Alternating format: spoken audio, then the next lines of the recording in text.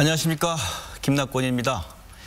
연일 계속되는 폭염 속에 요즘 정치권은 당 대표를 뽑는 당 체제 개편으로 뜨거워진 경쟁을 펼치고 있습니다. 당장 다음 달 5일에는 민주평화당이 당 대표를 새로운 지도부를 선출하는 전당대회를 치릅니다. 오늘 이 시간에는 민주평화당 당 대표에 도전하는 6명의 당권 주자를 모시고 당을 이끌어 나갈 방향과 호남에서의 역할 등을 검증해보는 시간을 갖도록 하겠습니다. 광주, 목포, 여수 MBC가 공동으로 진행하는 오늘 토론회는 생방송으로 진행됩니다. 또한 유튜브를 통해서도 시청해 보실 수 있습니다. 오늘 토론회 좌석과 발언 순서는 사전 추첨을 통해 결정됐음을 알려드립니다. 자, 그럼 토론에 참석한 후보들을 소개하겠습니다. 좌석 순서에 따라 먼저 최경환 후보입니다. 네, 안녕하세요. 네, 다음은 민영삼 후보입니다. 반갑습니다. 네, 이어서 정동영 후보입니다. 안녕하십니까, 정동영입니다. 네, 다음은 유성엽 후보입니다. 예, 반갑습니다. 네, 이어서 이윤석 후보입니다. 예, 안녕하세요. 네, 끝으로 허영 후보입니다. 예, 반갑습니다. 네, 오늘 토론은 6 후보 모두에게 묻는 공통 질문과 후보가 상대 후보를 지목해 반론하고 답변을 듣는 보충 토론, 그리고 각 후보가 주도권을 갖고 다른 후보들과 토론하는 상호 토론 순으로 진행됩니다. 정해진 발언 순서와 발언 시간을 잘 지켜주시길 부탁드립니다. 먼저 각 후보가 민주평화당 당대표에 도전하는 이유와 각오를 들어보도록 하겠습니다. 정해진 순서에 따라 최경환 후보부터 말씀해 주십시오. 발언 시간은 1분입니다. 예, 당대표 후보 기호 1번 최경환입니다. 전남 도민 여러분, 또 광주 시민 여러분, 더위 얼마나 힘드십니까? 잘 이겨내시기 바랍니다.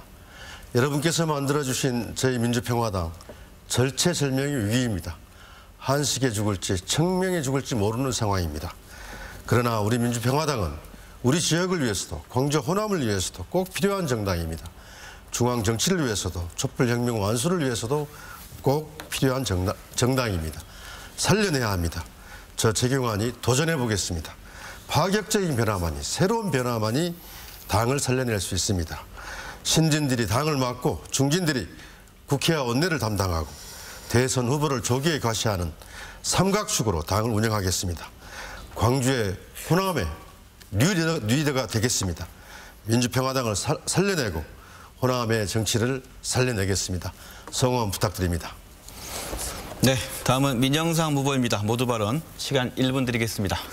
네, 부더위에 염려가 많으실 걸로 생각합니다. 광주 전남의 5만 당원 유권자 여러분, 그리고 여론조사에 참여하실 광주 시민과 전남 도민 여러분, 저 오늘 최고위원 후보로서 기호 4번 민영삼이 토론을 열심히 잘해보겠습니다. 문재인 정부의 지지율이 이제 서서히 꺾여서 내려가고 있습니다. 문재인 정부가 잘 성공할 수 있도록 민주평화당이 협조하고, 그렇게 해서 문재인 정부가 성공하고 경제 발전을 이루고 경제 안정을 이루고 정치 발전, 사회 발전을 이루는 그런 대한민국이 될 수 있도록 하기 위해서는 우선 민주평화당이 바로 서야 된다고 생각을 합니다. 민주평화당이 바로 서기 위해서는 어떻게 쇄신하고 어떠한 인물 혁신을 할 것인가 하는 부분에 대해서는 저희들이 심도 있는 토론을 오늘 이 시간에 여러분께 선보이겠습니다. 토론 잘 지켜봐 주십시오. 네, 이어서 정동영 후보입니다. 지난주 노회찬 의원의 투신은 큰 충격과 아픔을 주었습니다. 4만 명이 넘는 일반 시민들의 조문 행렬은 노회찬 의원이 걸어온 약자에 대한 대변자, 그 길에 대한 그리움의 표현이었다고 생각합니다. 그만큼 우리 사회가 정의롭지 못하다는 반증이고 약자를 위한 정치인이 드물다는 반증입니다. 민주평화당이 사는 길도 여기에 있다고 생각합니다. 사회 경제적 약자를 확실하게 대변하는 것입니다. 당 강령은 경제 민주화 그리고 복지국가 건설, 이것을 당의 노선으로 못 받고 있습니다. 자영업자와 중소기업 그리고 농민과 어민, 사회적으로 경제적으로 목소리가 약한 미약한 분들을 확실하게 대변한다면 민주평화당은 호남을 넘어서 전국적인 지지를 받게 될 것이다. 강력한 지도력이 필요하다. 이렇게 믿습니다. 감사합니다. 네, 다음은 유성엽 후보 차례입니다. 예, 반갑습니다. 기호 2번 유성엽입니다. 지난 한 주 뜨거운 폭염 속에서 경선 선거운동을 해오면서 참으로 무겁고 착잡한 마음 금할 수 없었습니다. 그것은 그 노회찬의 삶과 그 죽음을 생각해 보면서 정말 착잡하고 무거운 심정 이루 금할 수가 없었습니다. 과연 우리는 치열하게 정치를 해왔는가? 목숨을 걸고 정치를 해왔는가? 많은 자성과 다짐을 해봤습니다. 정말 어려운 우리 민주평화당을 살리기 위해서, 또 점점 어려워지고 있는 대한민국의 경제를 살리기 위해서 우리가 치열하게 또 목숨을 걸고 사력을 다해서 저는 정치를 해가야 한다, 이렇게 생각을 합니다. 제가 민주평화당의 당대표가 돼서 앞장서겠습니다. 한번 밀어주시기 바랍니다. 감사합니다. 네, 다음은 이윤석 후보 차례입니다. 예, 안녕하십니까. 예, 참으로 날씨가 덥습니다. 예, 어떻게들 보내고 계십니까? 예, 저희 민주평화당이 날씨만큼이나 어렵습니다. 예, 저는 불과 6월 13일 선거에서 무한신한영합에서 보궐선거에서 낙선을 했기 때문에 이 당의 이 큰 선거에 나가서 되겠는가 고민을 많이 했습니다. 예, 그러나 전남을 대표해서 도의원을 3번을 했고 국회의원을 2번을 했기 때문에 그래도 네가 그 자리를 지켜줘야 되지 않겠느냐, 그런 권유가 있어서 출마를 하고 이제 강력하게 당선을 해보고자 합니다. 예, 저희 전남이 어렵습니다. 정치도 어렵고 농촌 경제도 어렵습니다. 이런 문제를 잘 해결할 수 있도록, 그리고 이번 선거에서 떨어진 사람들의 그 심정을 헤아릴 수 있도록 우리 당이 뭘 잘못했는가, 그리고 지도부에 들어가서 어떠한 일을 할 것인가에 대해서 고민을 하겠습니다. 토론 잘하겠습니다. 네, 허영 후보 모두 발언 시간 1분 드리겠습니다. 예, 안녕하십니까. 기호 6번 허영입니다. 시종일관 젊고 강한 정당을 만들겠다고 말씀드리고 있습니다. 야당으로서 정부 여당을 매섭게 견제하고 역할이 필요합니다. 유감스럽게도 우리 당 창당 이후 무엇을 할 것인가에 고민이 많습니다. 우리 국민에 보여준 실패했습니다. 이래서는 안 됩니다. 이 문제를 대해 책임 있는 큰 어른 중 중진 의원께서 정부 여당 이면에서 딜을 추진하고 있습니다. 이 당이 멀지 않아 없어질 수 있다는 무책임한 발언까지 하고 있습니다. 제가 이런 분위기 확실히 잡고 가겠습니다. 존재감 있는 정당을 만들어내겠습니다. 전당대회 이후에는 당이 화합될 수 있도록 최선의 노력을 다하겠습니다. 네, 감사합니다. 각 모두에게 후보자로 출마한 이유와 각오를 들어봤습니다. 이제 본격적인 토론에 들어가도록 하겠습니다. 첫 번째 공통 질문을 드리도록 하겠습니다. 첫 번째 공통 질문은요. 정치권에서는 개혁입법연대로 민주평화당과 민주당의 협치 이야기가 나오고 있습니다. 또한 자유한국당의 김병준 비대위 체제 아래서 보수를 중심으로 한 정계 개편 전망도 나오고 있습니다. 향후 정치권의 정계 개편 전망과 이에 대한 각 후보의 입장을 말씀해 주시기 바랍니다. 정해진 순서에 따라 먼저 민영삼 후보부터 답변 시간 1분 드리겠습니다. 네, 정계 개편에 관한 전망은 아무래도 정기국회 이후에 여러 가지 움직임들이 있고, 또 유감스럽게도 저희 그 민주평화당 안에서 일부 의원들이 더불어민주당과의 합당 운운하면서 우리 민주당의 이제 신생정당, 이제 5, 6개월밖에 안 돼서 이제 제대로 골격을 갖추려고 하는 당에 대해서 이렇게 가려고 하는 그런 움직임이 있는 게 유감스럽습니다. 제가 생각하는 민주평화당의 입장은 선거제도 개혁을 통해서 확고한 다당제로 갈 수 있도록, 그래서 자연스럽게 정계 개편으로 이어질 수 있도록 우선 민주평화당이 입법투쟁에 있어서 정기국회에서 입법투쟁에 선거구제에 거의 올인하다시피 해야 된다. 그리고 나서 천정배 그 의원께서 제안하신 157명의 개혁 입법연대를 같이 가는 그런 단계를 거쳐서 선거제도 개혁을 통한 다당제로 가는 정계 개편이 올바르고 민주평화당이 갈 길이라고 생각을 합니다. 네, 이어서 정동영 후보 역시 답변 시간 1분 드립니다. 인위적인 정계 개편보다는 선거제도 개혁이 핵심이라고 봅니다. 우리 먹고 사는 문제가 이 제도 개혁에 달려 있습니다.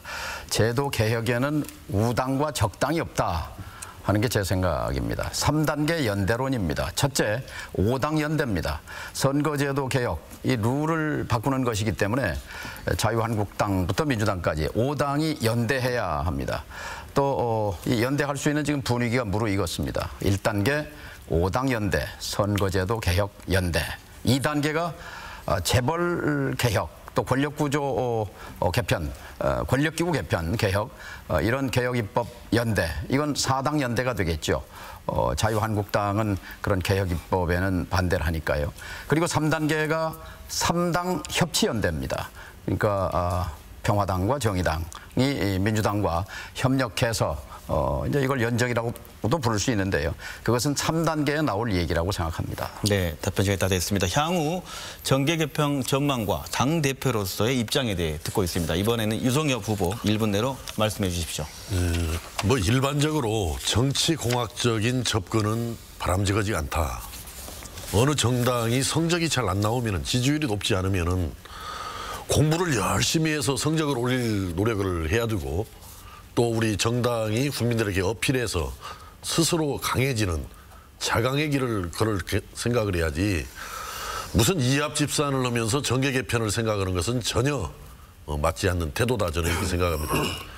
우리 민주평화당은 남북 문제에 있어서, 한반도 평화에 있어서는 정부 여당을 적극적으로 뒷받침해주고 또 협력을 해줄 것입니다. 또 정치개혁 과제들, 분권형 개헌과 선거제도 그런 개편에 대해서는 아주 적극적으로 정부 여당을 견인해서 꼭 정치개혁을 이루어낼 것입니다.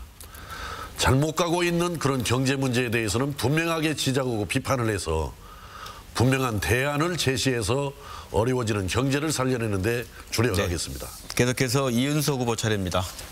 네, 우선 자강을 해야 된다고 보겠죠.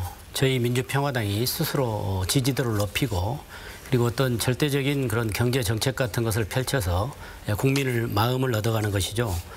두 번째로 인위적인 정계 개편은 절대 안 된다고 저도 생각합니다.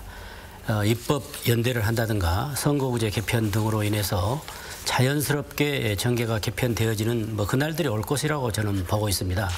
그리고 무엇보다도 우리 민주평화당의 현역 의원들이 전라남북 또 광주에 계시는데 좀 중심을 잘 잡고 헤쳐나가 주었으면 좋겠습니다.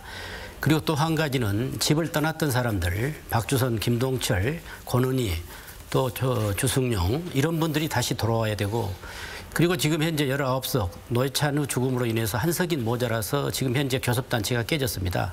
손금주나 이영호 의원 등이 다시 되돌아와서 그리고 나서 더불어민주당과 연정하고 연합을 하고 그런 과정을 거쳐갔으면 좋겠습니다. 네, 이어서 허영 후보 차례입니다. 예, 한국은 거대 양당 체제를 선회해왔습니다. 그러나 20대 국회에서 호남에서 국민의당이 38석에 주어졌습니다. 다당제 길을 더 주었습니다. 그럼에도 국민의당이 분열되었고 민주평화당은 호남의 열과 정신을 지키고자 분투하고 있습니다. 그러나 이번 지방선거에서 실패하여 민주평화당과 다당제의 위기에 처해 있습니다. 그렇지만 호남의 경우 5개 지방 자치단체장을 만들어 주셨습니다. 다당제의 싹을 뿌렸습니다. 더불어민주당의 독주를 막고 호남의 얼을 지키고 경제 발전을 이루기 위해서 민주평화당의 성장과 발전이 계속되리라고 생각합니다. 민주평화당 일각에서는 더불어민주당과의 합당이 거론되고 있습니다. 나는 이에 대해 견해가 다릅니다. 호남의 정신과 자존심을 지키고 호남의 경제적 발전을 위해서는 스스로 네, 시간 다 됐습니다. 자강해야 할 것입니다. 네, 끝으로 최경환 후보 역시 발언 시간 1분 드립니다. 차기 지도부의 가장 중요한 임무 중에 그 역할 중에 하나, 정계 개편에 어떻게 기민하게 대응하는가에 있다고 생각합니다. 이미 한국당도 바른미래당과 움직임이 시작됐고 또 청와대는 우리를 향해서 야당을 향해서 협치내각 참여를 요청하고 있는 상황입니다. 그런데 먼저 제일 중요한 것은 그겁니다. 우리 당 2, 3% 지지율을 받게 되지 않습니다. 교섭단체 지지도 상실해버렸습니다.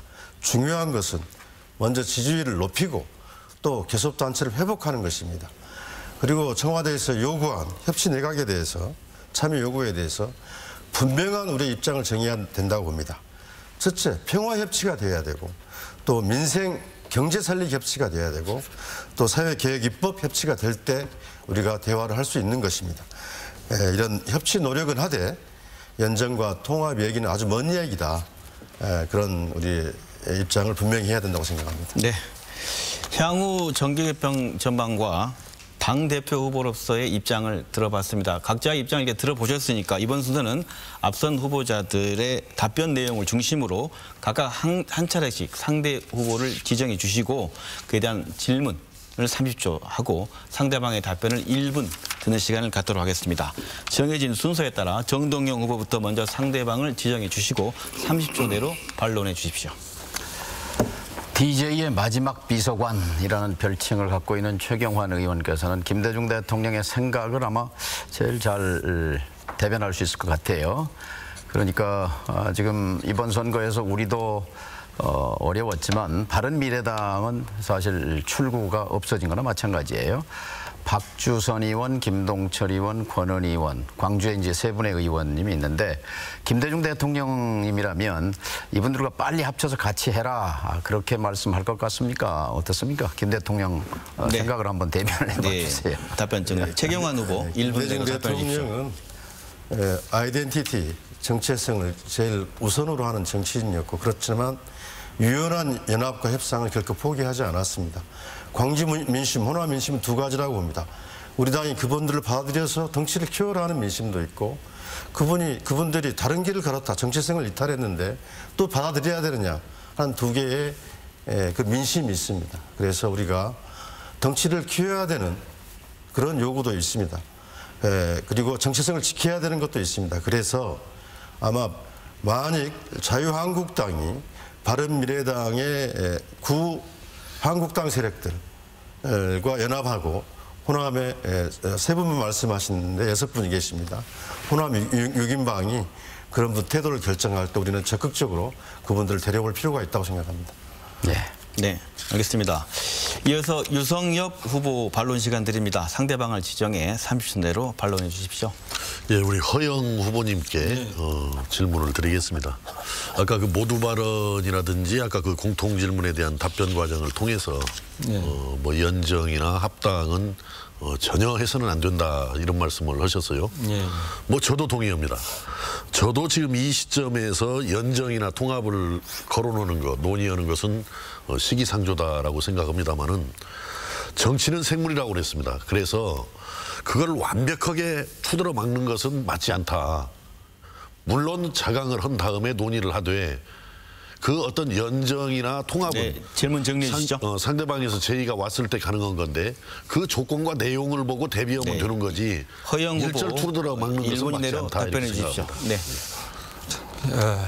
제가 생각하기에는 우리 당이 생긴 지가 얼마 되지 않습니다. 그런데 지금부터 중진 의원님이 뒤에서 연대, 연합, 통합까지 발언하시는 것은 지금 시점에 맞지는 않다. 왜? 우리 지금 현재 6개월 된 당이 아직 당이 제대로 서지도 않았는데 그래도 당의 중진이라고 하신 분이 그런 말씀하신 거에 대해서는 유감스럽고요. 아까 유성엽 후보님께서 말씀하신 대로 저희 당이 자강해서 강해진 상태가 돼 있을 때는 우리도 생각해 볼 문제가 있지만 지금 시점에서는 할 수 없다. 저는 이렇게 생각합니다. 네, 시간 다 쓰셨습니까? 향후 정계 개편 전망과 각 후보의 입장에 대한 보충 토론 이어가고 있습니다. 이어서 이윤석 후보가 상대방을 지정해 30초 내로 반론해 주십시오. 예, 저는 우선 유성엽 후보께 한 가지를 묻겠습니다. 지금 2020년도에 21대 총선에서 제1당이 되겠다. 그리고 다음 대선에서 집권하겠다. 그런 말씀을 하셨단 말이에요. 상당히 처음에는 의아했지만 또 말씀하신 걸 보면 그럴 수도 있겠다. 그런 생각도 든단 말이에요. 뭐 1분 답변 시간이지만 한번 의견을 말씀해 주십시오. 예, 저는 문재인 정부 들어서 가지고 이명박 박근혜 때보다도 경제가 점점 어려워지고 있는 현실을 매우 우려스럽게 생각하고 또 주목을 합니다. 그런데 또 자유한국당이라는 세력은 남북 관계만 파탄낸 세력이 아니고 또 경제를 추락시킨 세력입니다. 자유한국당은. 그래서 우리 민주평화당이 그 경제정책의 실패를 제대로 짚어내면서 그 원인을 밝혀내면서 그 원인에 처방한 제대로 된 경제를 살리는 정책을 제시한다면은 2020년 21대 총선에서는 반드시 원내 일당이 될 수 있다. 또 그 여세를 몰아서 2년 후 2022년 대선에서는 우리가 또 집권의 길을 열 수 있다. 호남 정권을 재탄생시킬 수 있는 기반을 만들어낼 수 있다.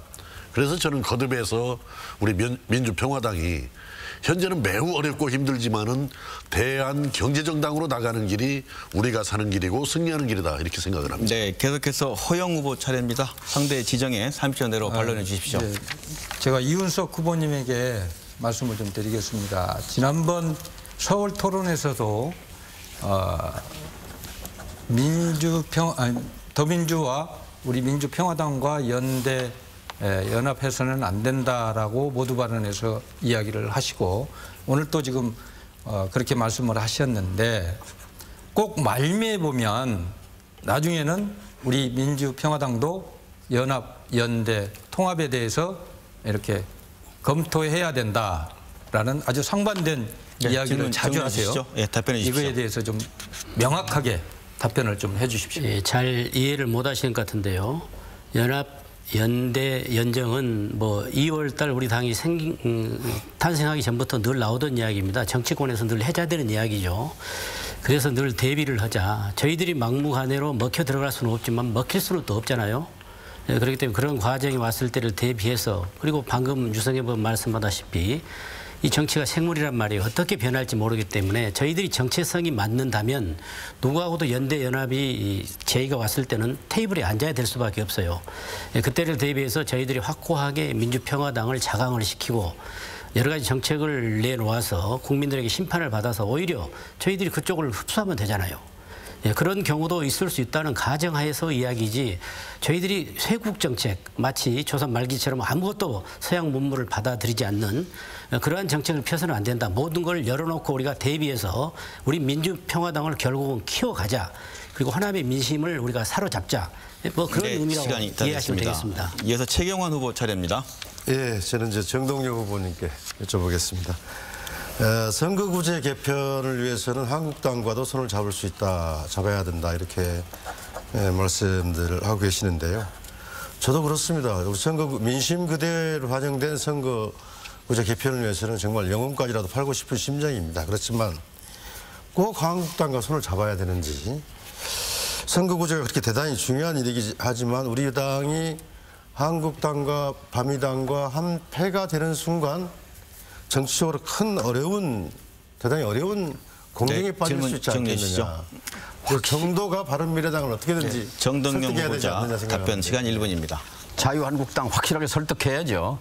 자유한국당이 동의하지 않으면 선거제도는 바꿀 수가 없어요. 왜냐하면 선거제도라는 것은 규칙이기 때문에 선거의 룰이기 때문에 한쪽이 지금까지는 자유한국당이 절대 불가했어요.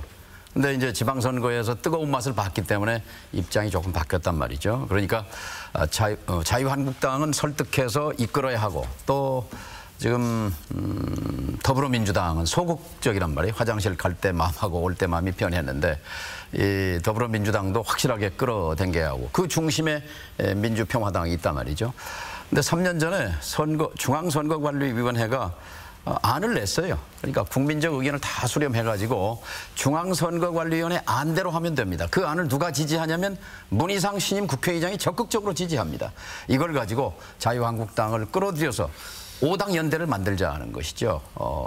저는 아주 철호의 기회가 왔고 여기에 올인해야 된다 하는 것이 제 생각입니다. 네, 끝으로 민정상 후보 반론 기회 드립니다. 네, 허영 후보께 여쭤보겠습니다. 그러니까 사실 지금 통합, 연정 이런 얘기가 나오는데 제가 듣기로는 이게 지금 더불어민주당과 합당을 하고자 하는 이런 움직임인 것 같아요. 제가 생각할 적에는 국회의원들 몇 명이요. 그 다음 선거 공천권 받으려고 더불어민주당 몇 명 가봤자 받아주지도 않고 받아봤자 그 공천권 주지도 않을 거예요. 가봤자 우리 당만 없어지고 정말 국속고 허벅지 뒤어요. 정말 잘못했다가는.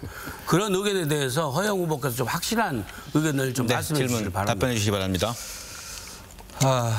우리 민영상 후보님, 저도 같은 동감을 가지고 있습니다. 아까 우리 유성애 후보님께서도 말씀하시다시피 21대 그러니까 현 의원님들이 21대의 국회의원 공천을 받아서 안정하게 다시 입성하는 것에 대한 불안감을 가지고 현재 우리 당을 저하평가하고 또 본인들의 입성을 위해서는 당을 팔아도 되는가, 이러한 생각을 가질 정도로의 험악한 말인기에 대해서는 저는 정말 유감스럽게 생각합니다. 정말 우리 민주평화당에 계시는 현역 의원님들, 우리 민주평화당의 미래를 짊어지고 가실 분들입니다. 앞으로 좀 한마디 말씀하시는 것 좀 겸손하게 말씀해 주셨으면 하는 생각 가지고 있습니다. 네, 첫 번째 공통 질문과 보충 토론 모두 마쳤습니다. 민주평화당 당대표에 출마하는 6명의 후보와 함께하는 민주평화당 당대표 선거 후보 토론 생방송으로 함께하고 계십니다.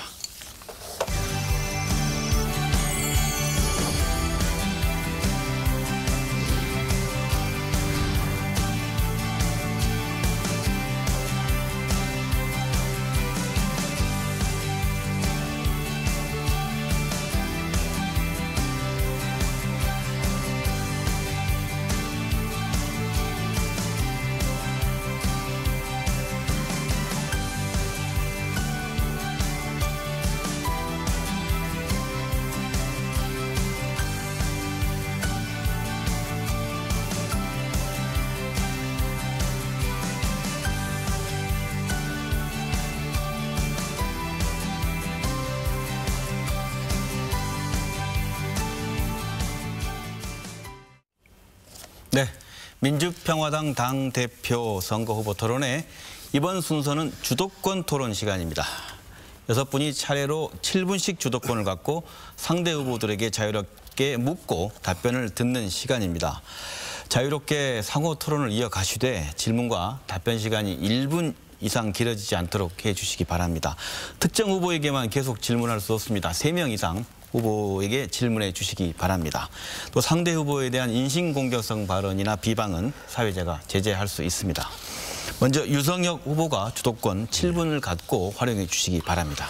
네, 광주에 왔으니까 우리 광주 출신 최경환 후보님께 먼저 질문을 드리겠습니다. 최경환 후보님께서는 우리 민주평화당이 크게 변화해야 되고 또 개혁되어야 되고 또 발전하기 위해서는 새로운 인물이 필요하다. 이 말씀들을 항상 역설하시는 것으로 알고 있습니다. 저도 거기에 대해서는 동의를 하면서도 왜 새로운 인물이어야 하는가, 거기에 대한 우리 최경환 후보님의 명확한 입장을 다시 한번 밝혀주시기 바랍니다. 먼저 우리 정치는 이 대중의 요구 또 대중의 눈높이에 충실해야 된다고 생각합니다. 우리가 특히 민주평화당은 신생정당입니다. 그런 점에서 초기 창당 때에 너무 무난하게 우리가 창당을 했습니다. 같은 인물, 같은 정책, 같은 모습으로 변화를 보여주지 못했다고 생각합니다. 그런 점에서 이번 전당대회가 제2창당이라고 보는데요. 그런 점에서 새로운 인물들이 당을 좀 주도해 나가는 모습을 볼 때 당원들이, 국민들이 우리 당을 주목하지 않겠느냐 이렇게 생각하고 있습니다. 예, 저도 동의합니다. 그 부분에 대해서는. 다음 정동영 후보님께 그 질문을 드리겠습니다. 이번 6.13 지방선거는 참패라고 저는 봅니다만은 참패에 동의하시죠? 그렇죠. 예. 참패의 원인은 어디에 있다라고 생각을 합니까? 불가피한 측면도 있고 아쉬운 점도 있죠. 미처 당을 만들기 전에 선거를 한 거죠. 우리는 원래 당을 만들려고 한 것이 아니라 국민의당을 지키려고 했습니다. 국민의당 지키기 운동본부를 만들었어요. 20명의 의원들이. 그런데 결국 지키지 못했습니다. 아쉽죠. 안철수 후보도, 안철수 대표도 국민의당을 이렇게 깨뜨리지 않았더라면 이렇게 어려워지지 않았을 거고, 또 광주 전남에 이번에 시도의원 또 기초의원 나오신 분들, 단체장 나오신 분들도 당이 깨뜨려지지 않았더라면 훨씬 나은 결과를 얻었을 것입니다. 그 점이 참 아쉬운 거죠. 그리고 불가피하게 우리가 이제 민주평화당을, 안철수의 노선을 거부한 거죠. 당을 만들었는데 좀 더 역동적으로, 좀 더 적극적으로 공세적으로 선거 전략을 펼치지 못한 것은 좀 못내 아쉽습니다. 잘 들었습니다. 저도 뭐 기본적으로 거기에 동의를 합니다만은, 제가 생각하는 것은 문재인 정부와 민주당의 지지율이 어떻든 높았단 말이죠. 적폐청산 잘하고 남북관계 잘 풀다 보니까. 또 그것만 있는 게 아니고 야권들이 전부 지리멸렬해져 있다. 특히 그 지리멸렬해진 원인 중에 하나는 작년 대선에서 패배한 후보들이 자숙하지 않고 반성하지 않고 전부 기어 나와가지고 당대표를 맡았단 말이죠. 홍준표 자유한국당 대표, 안철수, 유승민 당대표 이렇게 맡으면서 쓸데없이 딴지 걸고 막말에 쌓고, 또 뭐 안철수 같은 경우는 뭐 서울시장에 출마를 한다고 그렇게 좀 난리를 폈지 않습니까?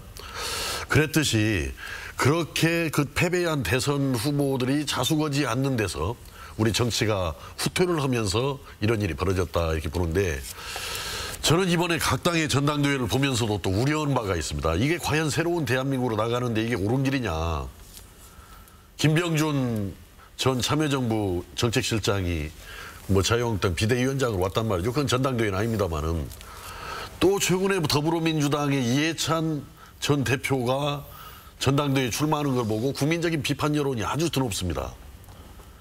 그런 상황에서 또 손학규 대표마저도 뭐 나오냐 마냐 이렇게 거론이 돼가지고 국민들께서 과연 이렇게 해서 새로운 대한민국이 만들어지겠는가, 이런 우려들을 많이 하고 있는데, 우리 당내도 저는 우리 정동영 후보님께서는 참 경륜이 많으신 분이고 충분히 능력을 갖추신 분이라고 생각을 합니다만은, 소위 언론에서 표현하는 올드보이들의 귀환, 여기에 대해서는 어떻게 생각하십니까? 이해찬 대표나 손학규 대표, 김병준 비대위원장, 이런 분들을 우리가 이럭저럭 논평할 수는 없다고 생각합니다. 그쪽 일이죠. 그런데 역으로 생각해보면 이해찬을 상대할 사람, 김병준을 상대할 사람, 청와대 문재인 대통령을 상대할 사람, 손학규를 상대할 사람, 민주평화당도 존재감이 필요하지 않겠습니까? 또 민주평화당은 사느냐 죽느냐 기로에 있는데, 일단 항해 지도를 잘 읽을 수 있고 그 배를 몰고 21대 총선이라는 그 항구에 안착할 수 있는 강단 있는 강력한 지도력을 가진 그런 선장이 필요하지요. 그런 점에서 다른 당은 몰라도 민주평화당은 가장 강력한 지도력을 가진 선장이 필요하다. 네. 그런데 제가 볼 때는 그래요. 이제 유승민 후보 다른 후보에게도 질문해 주십시오. 아니, 예, 알겠습니다. 질문 이내에서. 제가 볼 때는 그렇게 과거에 명성이 있는 분들끼리 붙어야 제대로 대응이 된다라는 그런 취지의 지금 말씀 아니시겠어요? 그런데 이미 다 패를 다 잇고 있는 분들입니다, 서로 간에. 제가 볼 때는 오히려 새로운 인물, 좀 강단 있는 인물이 나왔을 때 오히려 김병준 위원장이나 이해찬 대표가 더 어려울 것이다. 상대하기가 굉장히 어려워질 거다. 이런 점을 말씀을 드리고, 우리 이윤석 후보님께 질문 하나 드리겠습니다. 문재인 정부 들어서 가장 큰 저는 잘못이 뭐냐면은, 제 생각에는 공공 부분을 축소 개혁을 해야만이 이게 제대로 된 방향인데, 공공 부분을 축소 개혁하기는커녕 오히려 제1호 공약이 공공 부분 81만 개 일자리 창출이라는 것을 내세워가지고, 저는 바로 이것 때문에 문재인 정부의 경제 성적표는 절망적일 거다 이렇게 보고 있는 겁니다. 그런데 거기에 대해서는 지금 어떻게 평가를 하시고 우리나라가 어떻게 가야 된다라고 생각을 하시는 건지, 이제 50초 정도 남았으니까 대답 주시기 거의 바랍니다. 공감하는 분위기고요.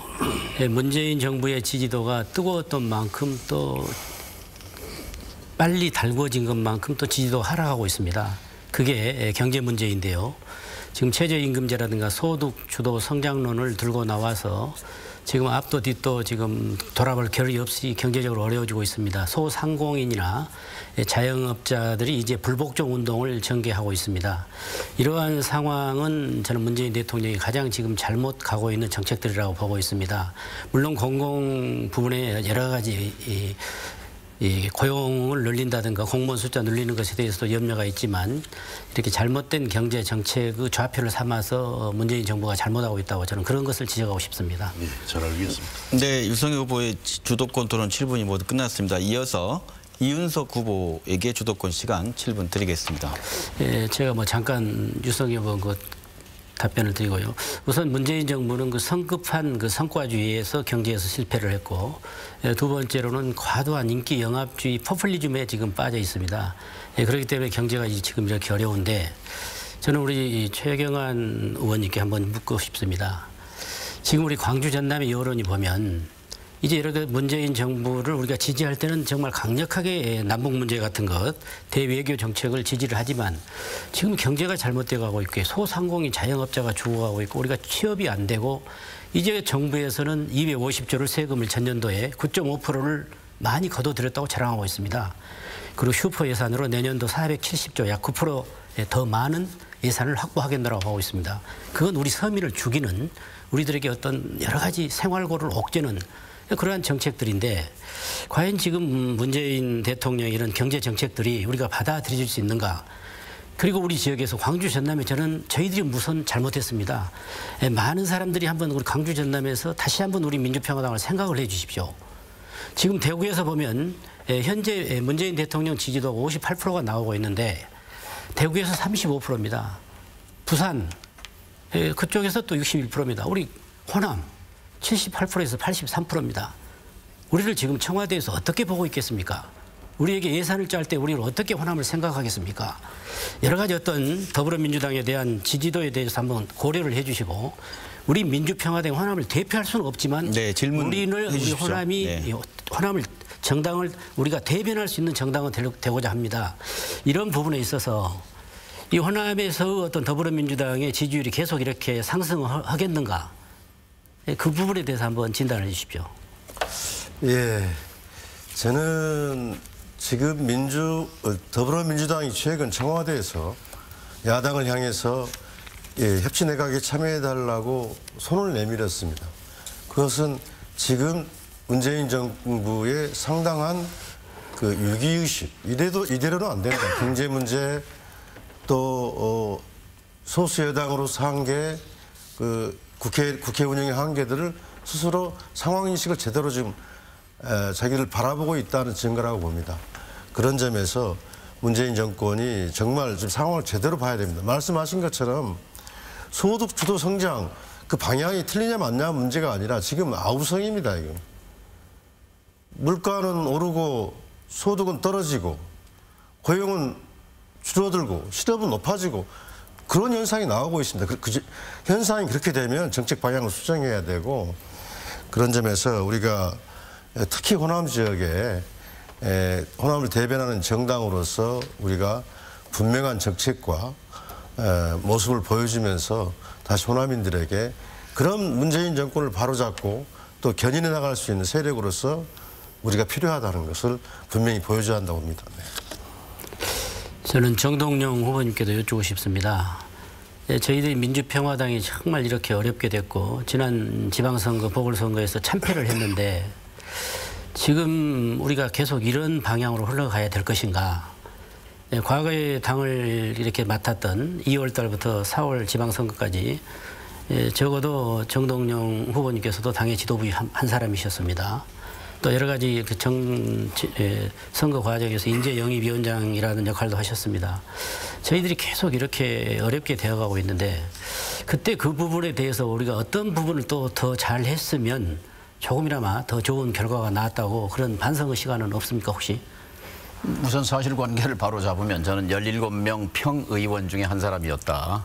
지도부는 최고위원을 지도부라고 그러죠. 인재영입위원장 안 하셨습니까? 인재영입위원장은 사실 당대표가 맡는 것이 맞았죠. 근데 박지원 대표께 갔던 것을 고사했고 천정배 의원께 갔던 것을 고사했고 아무도 할 사람이 없는 것을 결국 이제 제가 담당한 것인데요.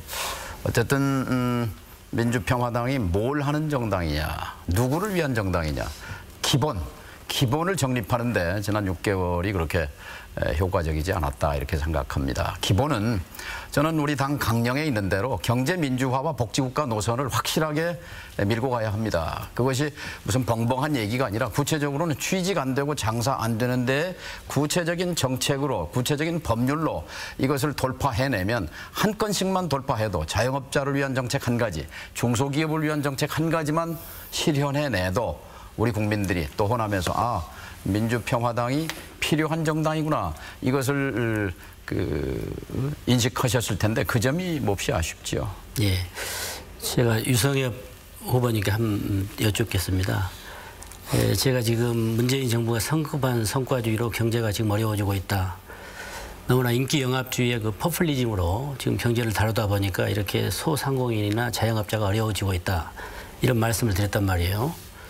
그런데 또 지금 현재 내각 정부가 아니라 청와대 정부라고 그러잖아요. 우리 잘못된 정부를.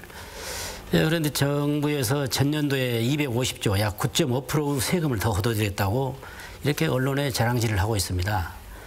그리고 또 내년도 예산을 470조, 아주 보기 드문 슈퍼 예산이라고 9%를 더 예산을 확장해 놓으라고 또 자랑하고 있습니다. 이런 게 결국은 우리가 어려운 국민들한테 세금을 더 걷어가겠다는 정책들인데 이런 정책에 대해서 한번 평가를 해 주십시오. 결론적으로 문재인 정부가 아주 잘못 가고 있는 것이죠. 소위 저는 소득주도 성장 정책을 짝퉁 소득주도 성장 정책이라고 말하는데, 이 소득주도 성장 정책이라는 것은 기본적으로 국민의 세금을 깎아주어 가지고 국민의 가처분 소득을 높여서 그걸 가지고 소비를 진작시키고 또 생산이 늘어나게 오고 그러면서 경제활동이 활발하게 드는 것을 기대하는 정책인데, 오히려 지금 세금은 더 올리려고 그러고 재정지출은 확대를 하고 비더덕가지고 이거 참 어렵게 가겠다는 것인데, 일반적으로 소득주도 성장 정책은 세금의 감면과 함께 재정지출을 축소하는 것이 소득주도 성장 정책의 본령인데 전혀 어긋나게 가는 짝퉁이다. 저는 이렇게 평가합니다. 예. 이제 시간이 다 됐습니다. 예. 네, 시간 잘 활용해 주셔서 감사드립니다. 주도권 토론 이어가고 있습니다. 이어서 허영 후보에게 질문 드리겠습니다. 저는 창당 전당대회가 끝난 이후에 우리 민주평화당의 미래를 좀 염려스러움이 있어서 여기 계신 우리 후보님 몇 분들에게 좀 묻고자 하는 발언을 하고자 합니다. 먼저 유성엽 의원님께 먼저 말씀을 좀 묻고 싶습니다. 제가 시당위원장이라서 참 잘 최고위원회라든지 이런 데를 참석을 잘 안 하는데 모처럼 참석을 했다가 우리 유성엽 의원님께서 5월 초쯤에 최고위원 연석회의를 했어요. 그 자리에서 의원님의 그러니까 유성엽 후보님의 의견이 조금 다른 부분이 있어서 유성엽 후보님께서 고함을 치면서 그 총무국장을 앞에 세워놓고 나 탈당하겠다. 탈당제 가져라. 이렇게 큰 소리로 하신 적 있죠. 그렇게 하시고 결국은 그 회의장을 떠나셨습니다. 이런 부분에 대해서 좀 어떻게 생각하십니까? 저도 그 자리에 있었습니다만 저도 굉장히 큰 충격을 받았고 우리 그 자리에 있는 당원들도 황당한 모습을 제가 지켜봤습니다. 네, 답변을 드리겠습니다. 제가 원래 화를 잘 안 내는 사람인데 네. 그게 아마 그 정도로 그때 화가 날 만한 그런 심각한 사안이었다고 생각합니다.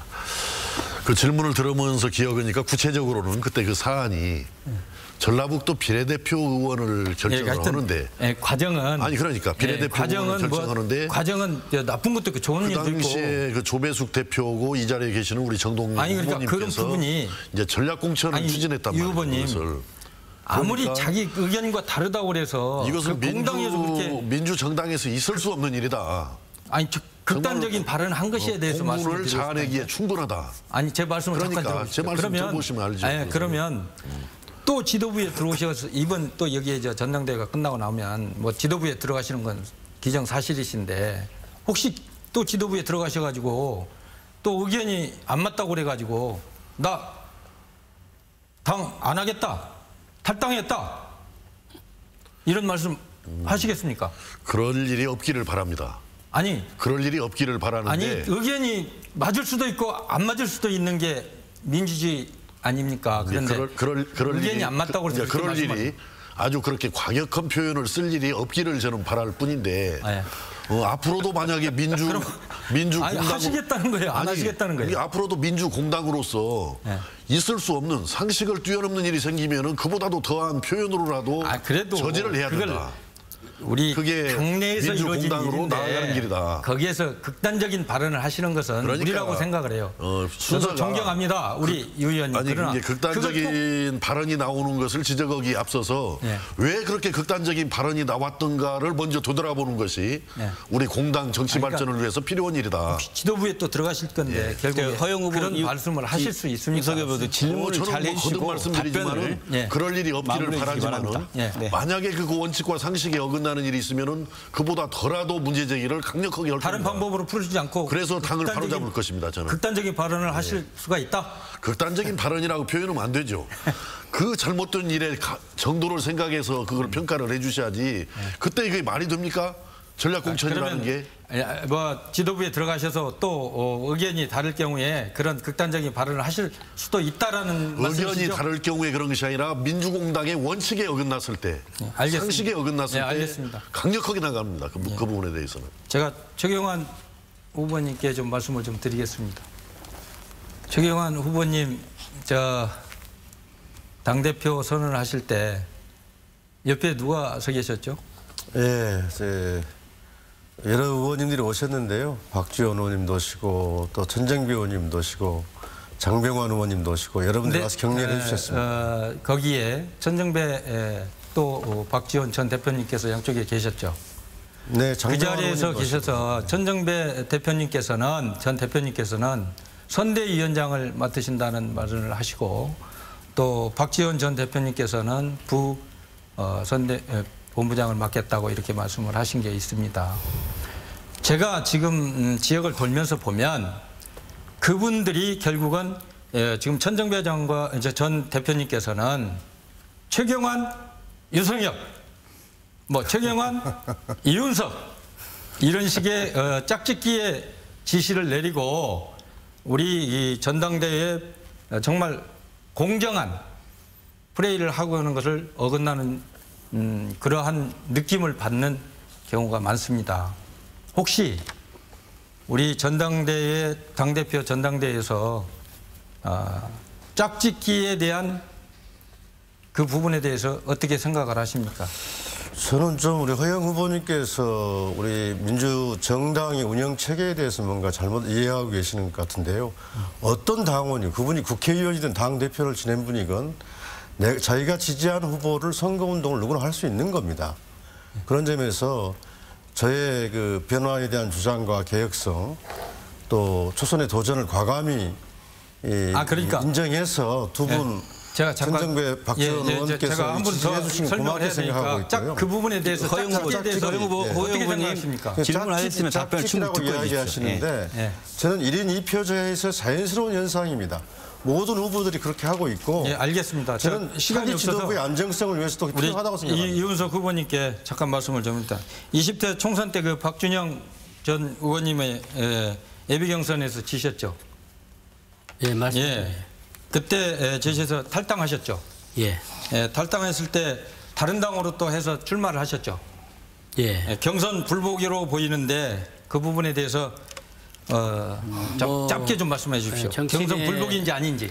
정치인의 선택은 항상 옳을 수만은 없다고 생각합니다. 예. 그때 그 과정은 제 선택이 잘못됐었고 그러면 지역 주민들에게 당에 수도 없이 이 사과를 후보님. 드렸습니다. 예. 예, 그게 짧게 말하면 예. 경선 불복인지 아닌지 부분이고 그 다음에 6.13 보궐선거 때 그 지역에서 출마를 하셨죠. 예. 예, 출마하셨는데 박준영 그 전 의원님의 조직을 배제하고 보궐선거를 치르신 적이 있습니까? 지금 시간이 다 됐습니다. 그건 잘못 알고 하신 말씀 같아요. 이윤석 후보 나중에 말씀해 주시기 바랍니다. 그래서요. 주도권 토론 이어가고 있습니다. 토론의 규칙을 잘 따라주시고 당의 품격에 맞는 토론이 되도록 협조를 부탁드립니다.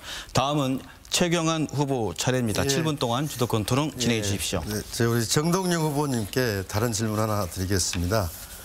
통일부 장관을 지내시고 또 우리 남북 화해 협력 평화를 위해서 개성공단을 만들어낸 그런 개성동령 우리 정동영 후보님께 여쭙겠습니다. 올해 10월 전북 익산에서 전국 체전이 있죠. 예. 그리고 우리 광주에서도 내년 세계 수영대회가 있습니다. 북한 선수단 그리고 응원단, 공연단들이 참석한다면 그 두 대회의 성공을 위해서 엄청난 흥행이 될 것 같습니다. 그래서 그런 경력을 가지신 분으로서 북한의 선수단들이 꼭 와줬으면 좋겠는데 이번에 며칠 전에 도종환 문화체육부 장관을 뵀는데 이번 가을이 온다 공연, 북한의 남한 공연을 광주의 일부 공연을 검토하고 있다 이런 말씀도 하셔요. 그래서 북쪽에 또 정부의 네트워크가 많으시니까 그 두 대회에 북한 참가를 꼭 성사시켰으면 좋겠는데 좋은 방안이 있으면 짧게 좀 말씀해 주십시오. 그건 충분히 가능한 일이고 정부의 의지만 있으면 되는 일인데 요즘 하나 걱정되는 일이 있어요. 뭐냐면 과거 김대중 정부 같으면 노무현 정부 때 같았으면 이건 내정 간섭이다 하고 분명히 짚었을 겁니다. 미국 국무부의 부차관보가 와가지고 개성공단 기업인들을 또 만났어요. 그리고 자제를 요청했습니다. 그리고 미국의 국무장관이 우리 통일부 장관에게 전화를 했어요. 국무부 장관이 외교부 장관에게 전화하는 것은 자연스러운 일입니다. 그런데 통일부 장관은 파트너가 아니에요. 근데 통일부 장관에게 전화를 해서 남북 교류가 미국의 제재 이거에 앞서가서는 안 된다라고 얘기했는데 남북 간의 경제, 사회 교류, 사회문화 교류 이것은 우리의 주권 사항입니다. 우리가 대북 정책을 수립하고 집행해 갈 것인데 여기에 대해서 미국의 국무장관이 한국의 통일부 장관에게 그런 간섭을 했다는 것은 대단히 심각한 문제고 이것을 방치한 정부에 문제가 있다고 생각해요. 그 두 대회에 꼭 좀 북측이 참석할 수 있도록 함께 협력했으면 좋겠습니다. 유성열 후보님, 참 비극적인 노회찬 의원님의 일로 국회가 2대2의 개혁과 보수의 2대2의 교섭단체 구도가 깨져버렸습니다. 2대1이 돼가지고 국회가 보수 진영이 아주 힘을 얻어버렸습니다. 우리 민주평화당은 발언력도 상실되고 앞으로 예산국회를 앞두고 참 이쪽 호남 예산 확보가 큰 걱정입니다. 교섭단체가 상실됐어요. 그래서 저는 예산 심의 전에 교섭단체 회복이 아주 시급한 과제라고 생각하는데 어떤 방법을 좀 할 수 있는지 좀 말씀해 주십시오. 교섭단체 회복 뭐 뻔히 답이 나와 있는 그런 상황인데 사실은 또 쉽지 않아서 좀 걱정입니다. 사실은 뭐 첫 번째야 지금 바른미래당에서 정말 말도 안 되는 이유로 틀어잡고 있는 그 3인방 비례대표 3인방을 어떻게든 좀 풀어내는 그런 노력이 필요하겠다라는 생각이 있고요. 두 번째는 원래 그 국민의당에서 나와가지고 지금 무소속으로 있는 우리 전남의 송금주 의원 또 우리 전북의 남원의 이용호 의원 있는데 이 두 분이 좀 우리하고 같이 합류를 했으면 좋겠어요. 우리 당에 들어오지는 않는다 하더라도 교섭단체라도 공동으로 이렇게 구성해서 이 공동 교섭단체를 구성하는 것이 필요하다 이런 생각인데 저는 뭐 그런 노력을 해가야 하는데 저는 그것보다도 중요한 게 너무 이 교섭단체에 연연하고 매달려가지고 또 정작 해야 될 본질적인 일을 우리가 놓쳐서는 안 된다고 생각합니다. 우리 그 정의당, 우리와 공동으로 교섭단체를 구성했던 정의당이 비록 6명의 의석을 가지고 그 노동 문제에 집중을 해서 그 지지율을 두 자리 숫자 이상으로 끌어올리지 않습니까? 그러듯이 이제 물론 현실적으로 교섭단체를 만들어낼 수 있으면은 좋으니까 그런 노력을 해 가야겠지만은 그러나 한편으로는 교섭단체에 너무 연연해가지고 우리가 해야 될 일을 놓쳐서는 안 되겠다. 자, 또 우리 14명의 의원들 또 3명 오신 비례대표 의원들까지 똘똘 뭉쳐서 애교류에서 또 여러 가지 실질적인 협의 과정에서 우리가 역할을 해내면은 뭐 예산 확보도 뭐 충분히 가능하다라고 생각합니다. 가능하면 교섭단체가 빨리 회복돼서 우리 힘들이 좀 높아지기를 바라는 주민들의 요구도 있다고 생각합니다. 그 민영삼 후보님께 저는 이제까지 당의 운영을 앞으로 이제 삼각축으로 운영하자 이런 제안을 하고 있어요. 제가 이렇게 좀 도표를 좀 만들어 와봤는데요. 초선이나 신진들은 이제 원외 인사들은 좀 당의 변화를 주도해 나가고 원내 중진들은 국회에서 예산과 법률을 원내를 담당해 나가고 가장 중요한 것은 2022년 4년 후에 대선 후보들이 있어야 돼요. 대권 플랜을 진행할 민주평화당의 이름으로 국민 속에 들어가서 대선 후보를 진행할 특히 우리 당에는 정동영 의원님, 천정배 의원님 가장 개혁적인 후보들이 두 분 있습니다. 그 두 분 안철수, 유승민에게 뭐가 부족한 게 있습니까? 그분들이 일을 해나갈 때, 즉 이렇게 당이 삼각축으로 운영될 때 우리 당에 대한 관심과 지지율이 높아질 것이다. 그래서 이렇게 신진과 중진과 대선 후보들이 역할을 분담해서 앞으로 당 운영해 나가자 이런 제안을 하고 있는데요. 여기에 대해서 우리 민영삼 후보님 좀 말씀 부탁드리겠습니다. 아무튼 천정배, 정동영 두 분이 이제 지난 20여 년 동안 우리 한국 정당에서 저 두 분만큼 개혁을 위해서 활동하고 행동하신 분은 없다는데 전적으로 동의를 하고요. 또 우리 평화당의 유력 대권 후보이고 잠재적인 그리고 그분들에게 또 활동 영향을 줘야 된다는데 전적으로 동의를 합니다. 보물이죠, 보물. 근데 불행하게도 이번 선거에서 묘하게 이 정동영 후보를 배제하려는 움직임들이 사실 필드에서 자꾸 저한테 귀가 들어오는데 좀 아쉬움이 있어요. 그리고 또 한 예를 들면은 당 대표보다 대선 후보로 나가시는 문재인 대통령께서요. 문재인 대통령께서 박지원 의원하고 당대표 선거를 할 때 한번 생각해 보십시오.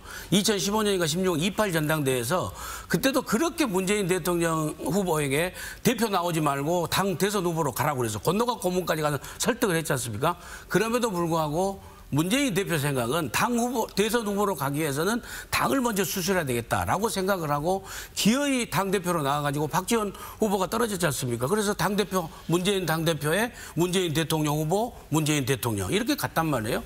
그래서 여러 가지 정치적인 측면에서 여러 가지 경로가 있기 때문에 서로 논의할 필요는 있다. 저는 그렇게 봅니다. 네. 좋은 의견이십니다. 네, 고맙습니다. 네, 주도권 토론 모두 끝났습니다. 이어서 계속해서 민영삼 후보에게 주도권 시간 7분 드립니다. 네, 주도권이 됐는데 한 20여 분 동안 저한테 질문이 없다가 지금 최경환 의원께서 해주시고 제 주도권 시간이 됐어요. 재밌게 사실은 이거 유석엽 의원님께 이 소득주도 성장에 대해서 좀 탁견을 갖고 계신 것 같아요. 여쭤보려고 했더니 아까 말씀을 다 하셨어요. 그래서 예비로 준비한 것을 할 수 없이 제가 여쭤보겠습니다. 제가. 그런데 좀 유감스럽게도 유석엽 의원님께서 이제 고창 수박 을 우리 그 대의원들이나 당원들에게 좀 돌리셨지 않습니까? 또 이번에는 복숭아도 돌리셨더라고요. 근데 이게 사실은 우리가 그 냉혹하게 보면은 선거법에 위반해서 금품향후의 소지가 있어요.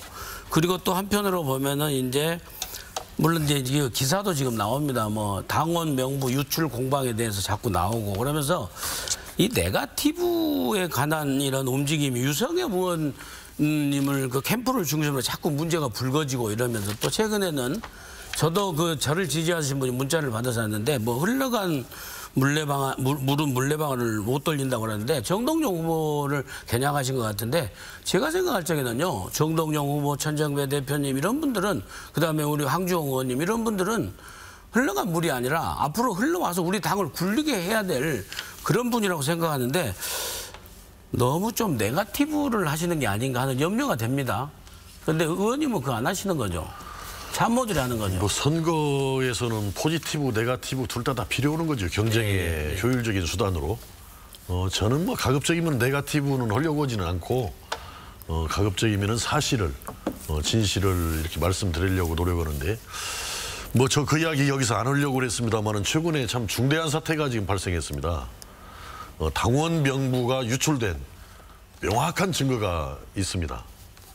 그래서 저는 그 문제에 대해서는 뭐 이 자리에서 그걸 논의해서 결말을 낼 문제는 아니지만은 저는 당에 강력하게 촉구합니다. 당 지도부와 당 선관위에 그 진상을 이 경선이 끝나기 전에 분명히 발표해 주기 바랍니다. 만약에 그게 밝혀지지 않으면은 전당대회 결과와 상관없이 제가 당대표가 되느냐 대표가 되지 않느냐와 상관없이 경기도당을 통해서 유출된 건지 아니면 우리 중앙당을 통해서 유출된 건지 누가 유출한 건지 누구에게 준 건지 받은 사람은 어떻게 활용한 건지 이 문제에 대해서는 우리 민주평화당의 발전은 물론 대한민국 정당 정치 발전을 위해서라도 분명하게 밝힐 겁니다. 이 점에 대해서 우리 중앙당에서 오래 이 문제가 가지 않도록 명쾌한 결론을 주기를 바라고요. 덧붙여 정책적인 측면에서 지금의 북한의 비핵화, 문재인 정부의 대북 정책 우리가 큰 흐름에 다 동의를 하지 않습니까? 북한의 비핵화에 대해서는 한 30초 정도 간단하게 어떻게 생각하십니까? 아니 아까 복숭아 수박 이야기를 못해서 그 문제부터 좀 답변을 드리고 해야 되겠는데. 아니 복숭아 이제 그건 됐고요. 그건 됐고 정책적인 측면으로. 복날을 맞이해서 우리 같이 경쟁하는 분들 포함해서 우리 원외위원장들, 우리 국회의원들 포함해서 복숭아라도 좀 하나씩 나눠 먹자. 그래서 이 폭염을 좀 피해보자 해서 보냈던 건데 이게 무슨 근데 돈이 상당해요. 향응 제공, 선거법 위반까지 걸어놓은 것은 아니 개수로 아무 우리 정치도 사람끼리 하는 건데 돈이 상당합니다. 정치도 사람끼리 하는 건데 그것마저를 그 네거티브에 포함시켜서 지적한 걸 보니까 우리 민영삼 후보님은 좀 너무 인간적인 부분을 너무 포기하는 아니 그래서 그런 제가요. 거 아닌가 하는 좀 걱정이 드는데. 아니 그래서 저는 그래서 제가 그 80년도 1980부터 2016년까지 36년간에 우리 민주당을 중심으로 한 야당의 역사를 정리한 제 책이 있어요. 굉장히 많이 팔렸거든요. 그 책을 이번에 우리 그 당원 대의원들 유권자들에게 다 한 권씩 드리고 싶었어요. 근데 그게 선거법상에 그 책 한 권에 15,000원밖에 안 되는데 그거 안 된다고 해서 제가 못했어요. 그래서 지금 외상으로 판매를 하고 있거든요. 어떻든 뭐 그런 측면에서 선거법은 지켜야 된다. 저는 그렇게 생각을 하고요. 어떻든 뭐 저는 그다음에 이제 그게 좀 의외였어요. 우리 이윤석 의원님께 좀 수박이나 복숭아 맛있게 먹었다라고 고맙다라고 이야기하는 줄 알았더니 그게 네거티브라고 하던데. 민영삼 후보 주도권 시간입니다. 아무리 정치가 그렇지만은 좀 절망적이다. 이윤석 그런 후보님 지적에. 저하고 같이 전남 지역을 기반으로 해가지고 제 표를 많이 뺏어가고 계신 것 같은데 아무튼 열심히 노력해서 우리가 좋은 지도부를 구성했으면 좋겠는데요. 정책적인 고민을 많이 하신 것 같아요. 그래서 정말 문재인 대통령의 대북 정책 이 하나만 대해서도 우리 민주평화당이 정말 좀 쓴소리를 해야 될 때는 해야 되지 않느냐 이런 생각도 저는 하거든요. 거기에 대해서 어떻게 생각하십니까? 우선 우리 짝짓기 이야기가 나왔는데 우리 민영삼 우리 후보도 굉장히 영리하게 질문을 하시고 우리 허영 후보는 마치 검찰청 수사관한테 수사를 받는 기분이에요. 네, 그리고 민영삼 후보님 천정배 정동영만 있는 게 아니고 박지원도 있습니다. 그 박지원이란 분이 문재인 정권에서는 물론이고 이명박 박근혜 정권 때 솔직히 어느 국회의원이 이명박 박근혜 정권과 그렇게 싸웠습니까? 그 부분에 대해서 철저하게 외면하시고 하는데 그러시면 안 돼요. 그리고 그 대북 문제는 그 부분은 질문에 답변해. 그 부분에 저도 할 말이 많습니다. 솔직히. 대북 문제는 우리 호남에 김대중 대통령이 여기까지 이끌어서 와서 남북 문제가 이 정도 됐단 말이에요. 그 지금 중심에 섰던 개성공단 정동영, 최경환 마지막 비서, 박지원 대북 전문가 이런 분들이 했는데 어떻게 보면 문재인 대통령과 문재인 정부에서는 우리 김대중 정부가 우리 호남이 잘 차려놓은 밥상 위에 숟가락과 젓가락만 가지고 올라온 모양새란 말이에요. 이런 열매를 그런데 문재인 정부에서 다 따먹고 우리는 선거에서 아주 참혹한 패배를 했단 말이에요.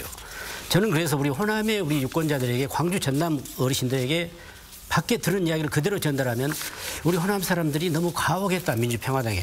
민주평화당에 이제 힘을 실어줘야 된다. 민주평화당이 우리 호남을 대표하는 정당은 아니지만 대변할 수 있는 정당이 되게 해달라. 그런 역할을 이윤석이가 해라. 그래서 제가 최고위원을 출마를 했고. 예, 알겠습니다.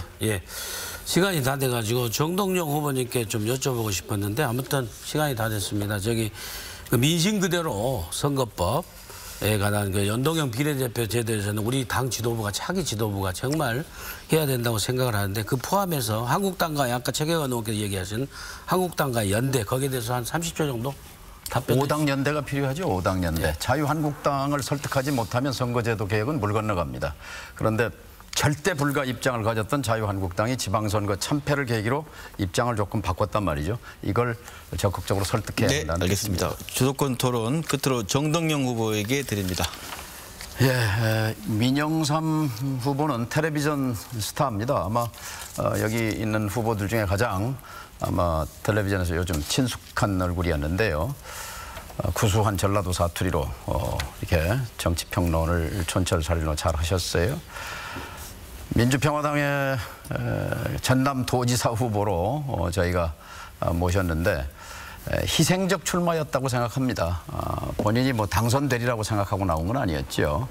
그런 점에서 제가 민영삼 후보를 모셔오는데 일조한 사람으로서 굉장히 미안하게 생각합니다. 또 기왕 후보로 왔으면 당이 일치 단결해서 한 표라도 더 얻을 수 있도록 이렇게 밀어줬어야 하는데 그 점이 좀 미흡하다 하는 점에서 좀 미안하게 생각합니다. 도지사 선거를 치르면서 좀 안타까웠던 점, 모자란 부분, 그런 부분 좀 얘기를 해주시면 좋겠어요. 무엇보다도 뭐 제가 부족한 거죠. 제가 부족해서 좀 더 높은 지지를 못 받았다고 생각을 합니다. 그런데 한 가지 정말 아쉬운 것은 제가 지금도 그렇기 때문에 꼭 지도부에 들어가서 당의 통합과 내부 화합을 갖다가 해야 되겠다라는 생각을 하게 된 그 동기가 되기도 했습니다. 사실은. 전 놀랐어요. 황주홍 의원님하고 정인아 의원님 빼놓고는 이 도지사 후보를 그렇게 안 도와주시더라고요. 안 도와주신 게 아니라 어떤 의원님들을 지지하는 분들은 SNS상에서 오히려 자기 당 소속의 도지사 후보를 비방을 해요.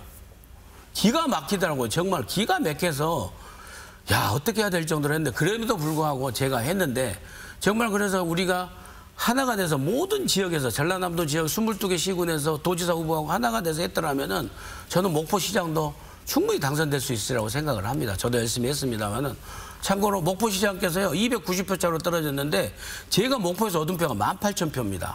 저는 목포 선거 기간 내내 목포시장과 제가 한 번도 같이 만나서 회합을 해본 적이 없어요. 이런 선거를 치렀습니다. 당내 통합이 최고입니다. 최고. 예, 당내 그래, 통합. 거기까지 하시고 말씀처럼 당내 통합, 단합, 단결, 뭉치면 살고 흩어지면 죽는다 하는 것이 민주평화당의 제일 큰 교훈인 것 같습니다.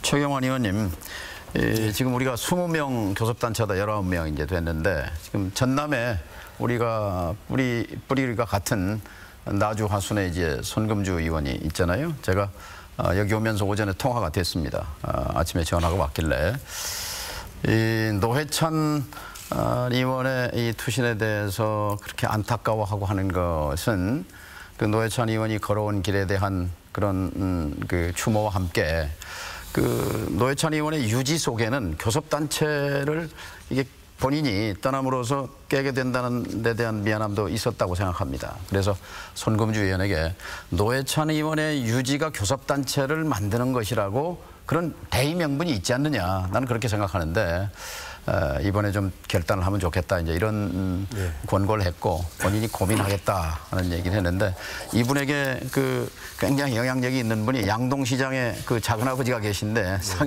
상인 회장 잘 아시잖아요. 손종호 회장님. 좀 만나서 좀 같이 설득 좀 하십시다. 제 손금주 의원은 본회의장에서 바로 제 옆자리입니다. 그래서 지난 금요일 날도 손금주 의원에게 간곡히 이야기를 했는데 저는 이렇게 이야기했습니다. 우리 국회 구도가 우리 평화와 정의 모임으로 2대2 개혁과 보수가 이렇게 균형을 맞췄는데 노회찬 의원의 갑작스러운 이 일로 2대1로 보수 진영이 강화돼 버렸다. 또 우리 평화당의 호남 정치가 왜소화돼 버렸다. 손금주 의원의 선택은 정치적인 어떤 당의 선택, 개인의 선택의 문제가 아니라 지금 국회 구도를 바꾸는 큰 정치적 의미가 있는 선택이다. 그리고 호남 정치를 살리고 이런 의미가 있는 것이다. 그래서 평화당에 참여할 것을 독려했고 제가 요즘 전당대 당원들 만나면서 광주나 뭐 전남에 가면은 전부 나주 화순에 아는 분들에게 전화해서 손금주 의원 이 방송 보시는 분들 저희 얘기가 옳다고 생각하시면 우리 개인의 선택 문제가 아닙니다. 손 의원의 선택은 이미 큰 정치적 의미가 있는 선택이 되버렸습니다. 그렇죠. 그리고 또 교섭단체를 만들어야 힘있게 선거제도 개혁의 한 축으로서 우리가 역할을 할 수 있기 때문입니다. 유성엽 의원한테 그 공무원 숫자 줄이고 그다음에 국가 재정을 줄이는 것 그러니까 작은 정부죠. 이 공공부문 개혁, 작은 정부론 이것이 이제 말하자면 경제를 살리는 핵심이다 이렇게 늘 주장을 하셔요. 하는데 이 공공을 줄여서 그러니까 국가의 역할을 줄이고 시장에 넘기는 거 그리고 규제 완화 또 민영화 이 노동유연화 작은 정부 이게 신자유주의의 핵심이란 말이죠. 제가 질문은 유성엽 의원께서는 그러니까 신자유주의 노선에 대해서 찬성한다는 얘기인가요? 아니면 그것에 대해서는 어떻게 찬성입니까? 비판입니까? 반대입니까? 이제 제가 말씀드려온 부분이 뭐 신자유주의 노선이다 이렇게 말씀을 하시는데 저는 한 번도 작은 정부. 아니 그러니까 저는 한 번도 그 제가 아까 말씀드린 앞에서 또 정 후보님께서 말씀하신 그런 내용들이 이게 뭐 신자유주의인지 삼인주의인지 저는 이런 관념 없이 우리나라의 효율을 어떻게 하면 살릴 것이냐, 우리나라의 어떻든 생산성을 어떻게 높일 거냐, 어떻게 하면 대한민국의 잠재 성장률을 높일 거냐 이런 관점에서 보는 것이지 어떤 이념 관점에서 이것이 뭐 진보냐 보수냐 무슨 뭐 삼인주의냐 신자유주의냐 이런 관점에 보지 않습니다. 저는 경제를 살리기 위해서는 뭐 등소평 이야기대로 검은 고양이든 흰 고양이든 경제를 살릴 수 있으면 실용주의라고 말할 수도 있는데요. 취해야 한다. 말할 수도 있는데 당의 중요한 것은 노선이거든요. 정체성인데 어쨌든 당에서 가장 중요한 문건은 강령입니다. 당의 강령. 모두가 만장일치로 채택한 거거든요. 그 강령에서는 재벌 개혁을 강하게 얘기합니다. 재벌 대기업 중심 경제 체제를 개혁해서 중소기업 중심 경제 체제로 가야 된다. 이게 우리 당의 강령이에요. 그리고 복지국가로 가자. 이게 강령이에요. 그럼 이것은 경제 민주화 노선이거든요. 그런데 이것과 신자유주의 노선은 정면으로 충돌합니다. 주도권 토론 시간이 모두 끝났습니다. 6분의 후보 모두 주도권 토론이 끝났습니다.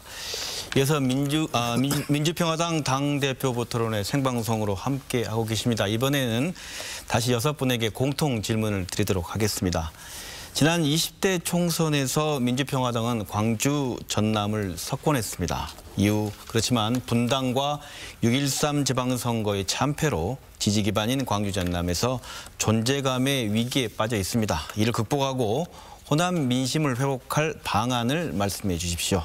먼저 이윤석 후보부터 이번에는 답변 시간이 1분 30초 드리겠습니다. 예, 우선 저희들은 지난 총선에서 승리를 했습니다마는 그 뒤에 안철수 대표의 정치적 실험으로 인해서 정치적인 용어로 정치적 먹튀로 인해서 우리 호남 민주평화당이 지금 이 모양이 됐습니다. 안철수 대표가 바른미래당으로 사람들을 또 끌고 갔고 유력 호남 정치인들이 또 그쪽으로 갔습니다. 그래서 당세가 또 미약해졌고 그 틈에 우리 또 민주평화당에서는 정체성이 모호했습니다. 저희들이 더불어민주당인지 아니면 한국당인지 아니면 바른미래당인지 그리고 지도부가 확실하게 어떤 정책적 결정을 그때그때 하지 못했습니다. 그리고 또 더구나 교섭단체 구성을 주장을 하면서 저희들이 상당 시간을 또 저희들이 그 여러 가지 허송세월을 보냈습니다. 방금도 성금주 이용호 이야기가 나오는데요. 두 분들이 저희 당에 올 걸로 알았습니다. 특히 또 이용호 의원은 교섭단체로 가입하겠노라고 이 자리에 계신 정동영 후보께서 뭐 사인까지 받아온 걸로 알고 있습니다. 이래서 우리 당이 결국 만신창이가 됐고 저희 당이 호남에서 민심에서 멀어졌습니다. 저희 지도부의 책임이 크다고 보고 있고 우리 호남민들은 저희들에게 언제나 그 표를 주고 지지할 의사가 있습니다. 그리고 민주평화당이 호남을 대표하는 호남의 가치를 둔 정당입니다. 우리 민주평화당이 더 잘하도록 가치를 지켜내도록 하겠습니다. 네, 이어서 허영 후보 1분 30초입니다. 예, 참 우리 호남인들의 민심을 우리 민주평화당이 어떻게 받아들일 것인가를 생각해 보면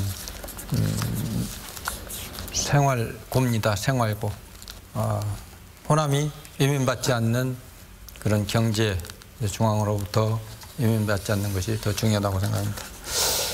김대중 대통령의 남북 화해 협력 정신을 개성 발전하고 정의롭고 불의에 항거하는 호남인의 자존심을 지켜나가겠습니다.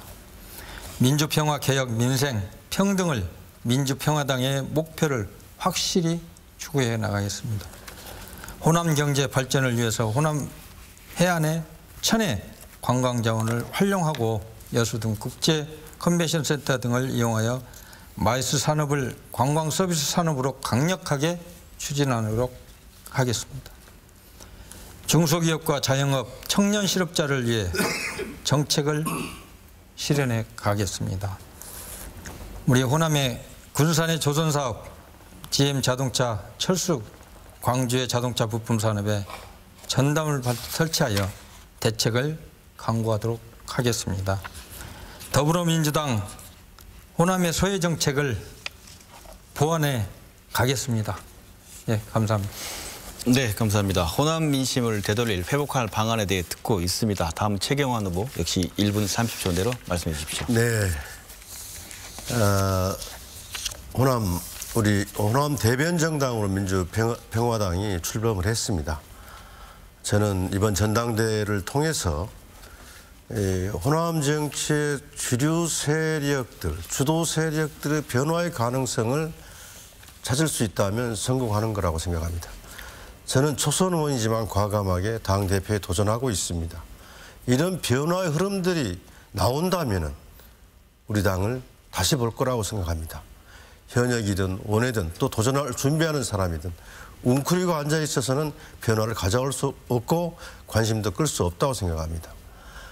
또 하나, 호남이 주도하든 호남이 참여하든 정권 창출의 가능성이 열려 있어야 우리를 지지할 겁니다. 대선 후보가 있어야 됩니다. 정말 우리의 지도자가 나와야 됩니다. 그런 점에서 앞으로 도전할 새로운 인물들도 많겠지만 지금 우리 당의 자산 정동영 의원님, 천정배 의원님 가장 개혁적인 우리 정치인 두 분을 가지고 있습니다. 그런 분들이 가장 노력을 해야 된다고 생각하고요. 마지막으로 저는 이 말씀 드리겠습니다. 우리는 호남 대변 정당이지만 호남 지역당이 머물러서는 안 됩니다. 우리 주민들이 가장 싫어하는 말이 호남당, 호남 지역당 말입니다. 전국당으로서, 전국 정당으로서의 노력을 실질적으로 해야 된다. 그럴 때 호남인들도 지지한다. 이렇게 생각합니다. 네. 네, 다음은 민영삼 후보입니다. 예, 참 어렵지만 우리 민주평화당이 꼭 해야 될 숙제이고 어떤 숙명적인 과제라고 생각을 합니다.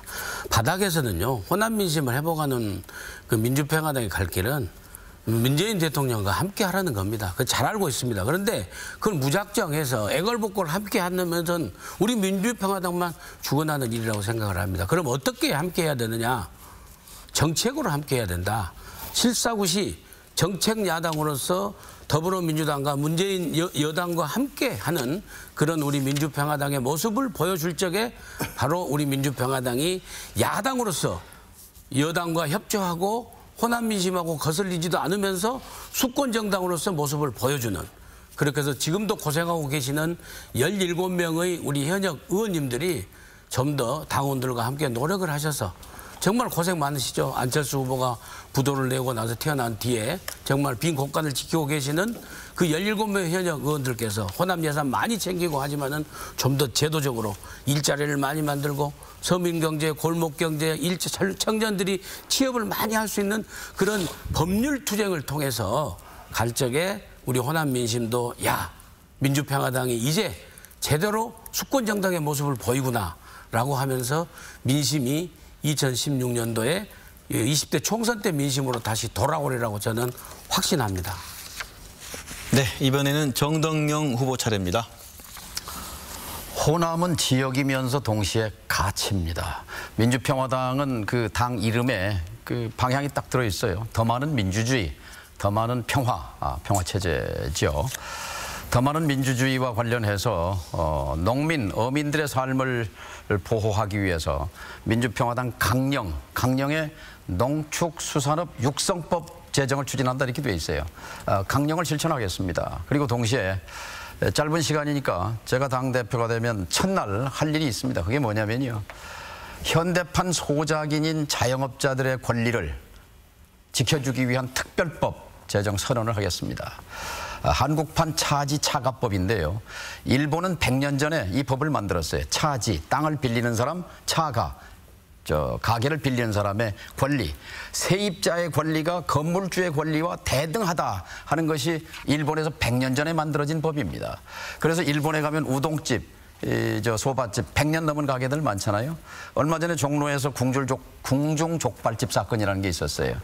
족발집을 7년째 했는데 건물주가 새로 오더니 월세 300만 원을 1200만 원으로 올렸습니다.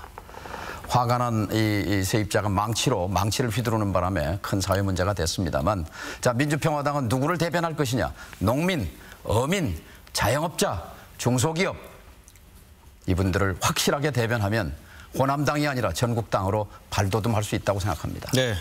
끝으로 유성엽 후보 1분 30초 내로 답변해 주십시오. 예, 경제가 아주 점점 어려워지고 있습니다. 경제난이 심화가 되고 있습니다. 그래서 지금의 시대 정신은 국민들이 원하고 바라는 것은 경제민주화도 아니고 복지를 확대하자는 것도 아니라고 생각합니다.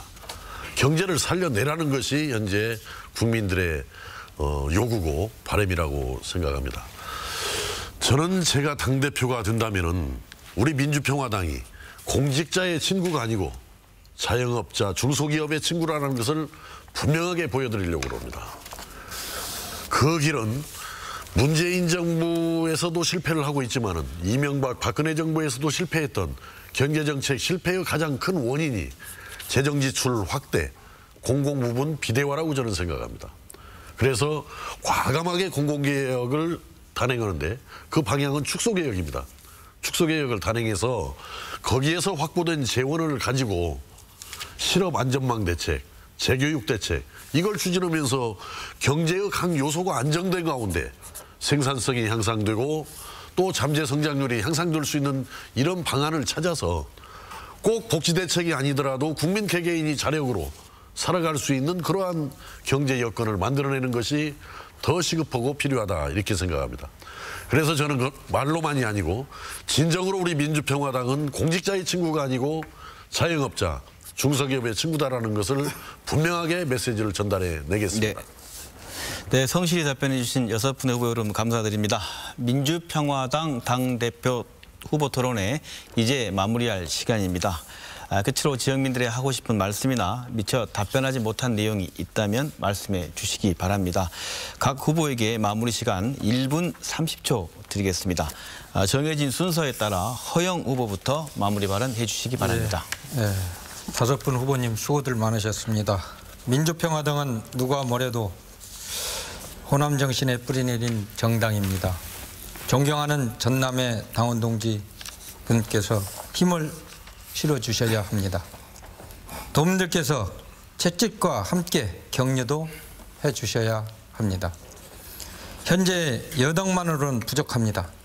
그렇게 해주시면 우리 당은 다음 총선에서 당당히 전국 정당이 될 수가 있습니다. 저는 수도권에서 당세를 키우는 일에 앞장서겠습니다. 즉시 청년당원 배가운동을 시작하겠습니다.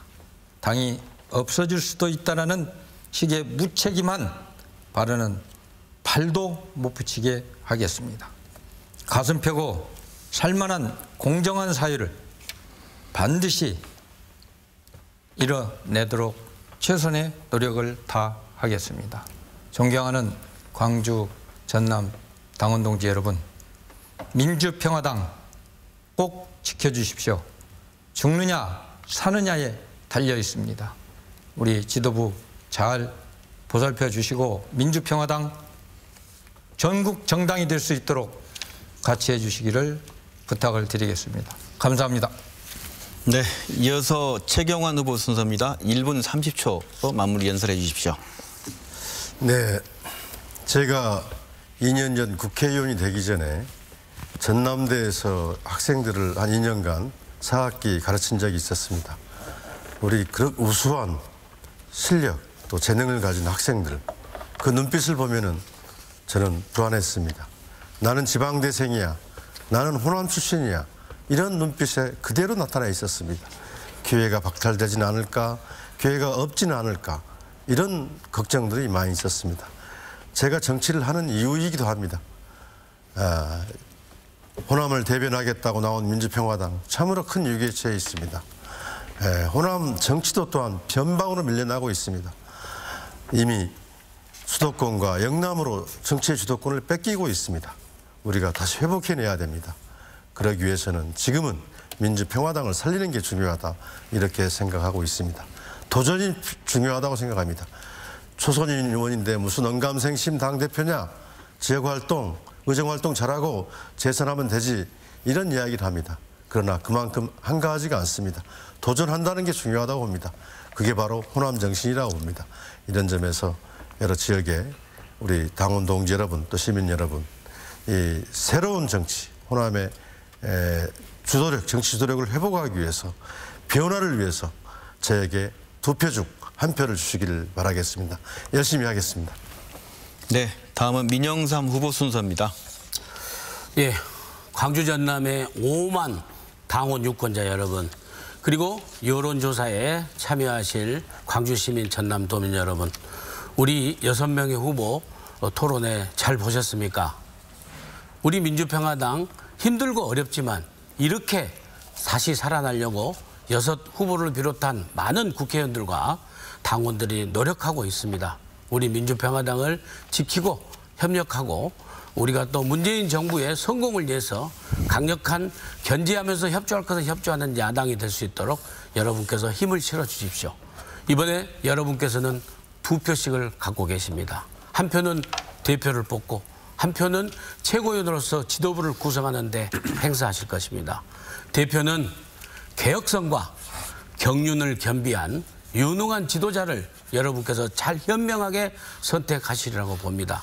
그리고 남은 한 표 젊고 오직 지난 33년 동안 호남의 가치와 DJ의 정치 철학을 한 번도 벗어나 본 적이 없는 영원한 호남의 아들 이 민영삼 기호 4번에게 한 표를 주십시오. 끼워 주십시오.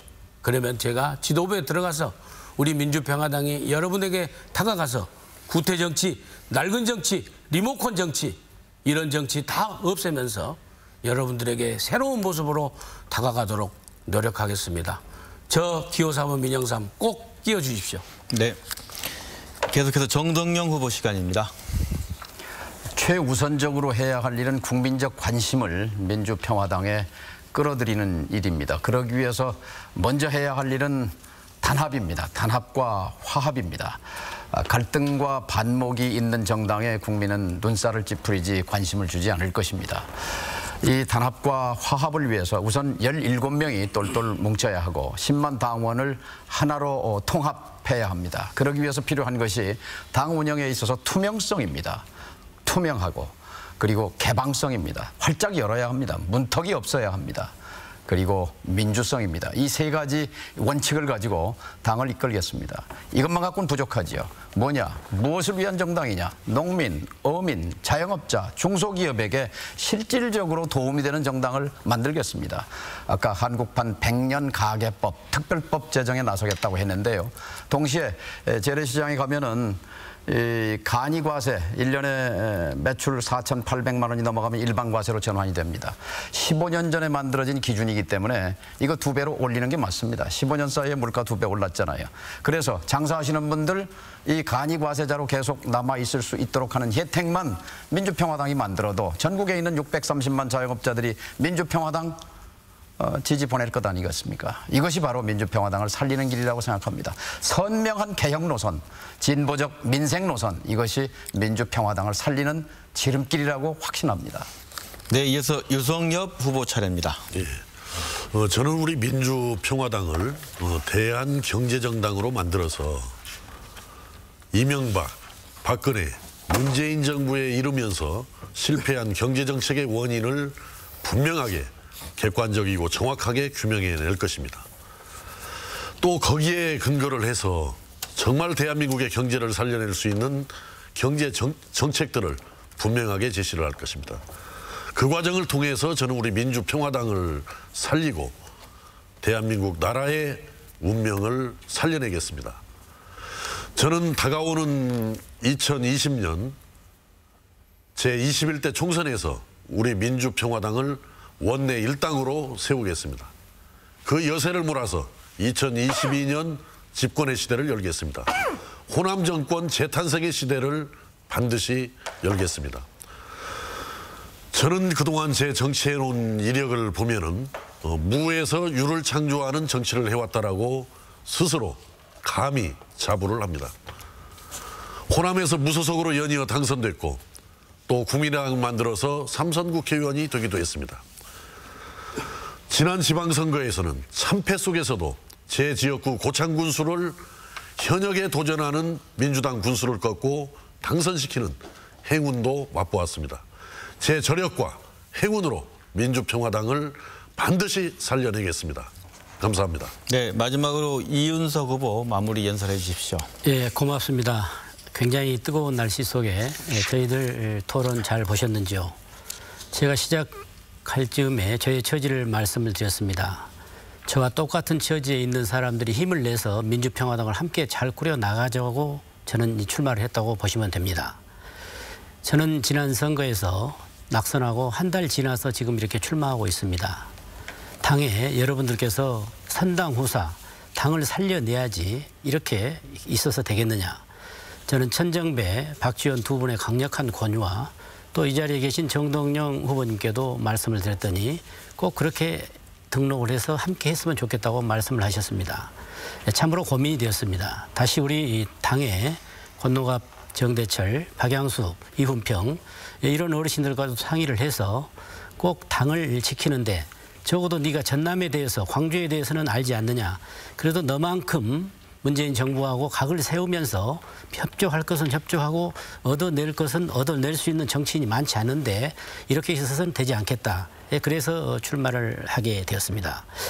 전 광주 또 전남 도민 여러분 여러 가지로 지금 저희들이 어렵습니다만 반드시 민주평화당이 우리의 가치이고 우리 호남의 정당임을 반드시 증명시킬 수 있도록 저희들이 최선을 다하겠습니다.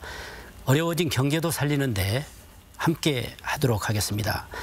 저 이윤석이 기호 5번입니다. 저 이윤석이를 믿고 지지해 주십시오. 네. 감사합니다. 네, 열띤 토론 함께해 주신 6분의 후보 여러분 감사합니다. 네, 다음 달 5일 열리는 민주평화당 전당대회에서는 오늘 토론의 한 6분 후보 가운데 1명의 당대표가 선출되고 4명의 최고위원이 배출됩니다. 마지막까지 선의의 경쟁을 해주시길 부탁드립니다. 생방송으로 전해드린 민주평화당 당대표 후보 토론회 여기서 마칩니다. 시청해주신 여러분 고맙습니다. 감사합니다.